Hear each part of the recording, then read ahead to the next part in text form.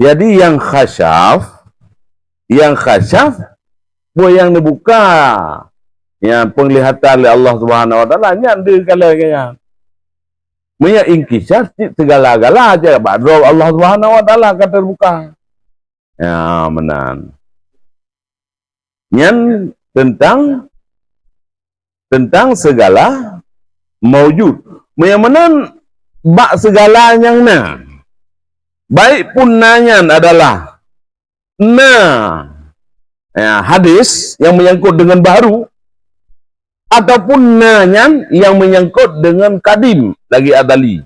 Nadro ke Allah Subhanahu Wa Taala, nyo bandum-bandum degekalan oleh Allah Subhanahu Wa Taala dan bandum-bandum dengar. Hana yang pada mesti menan pa yakin.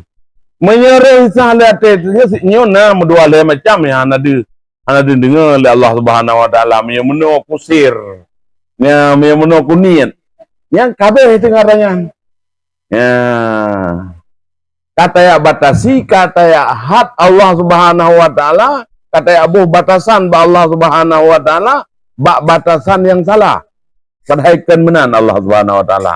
Sama dengan kata yakini Allah Subhanahu Wa Taala itu dengan keyakinan yang salah. Karleh. Ya.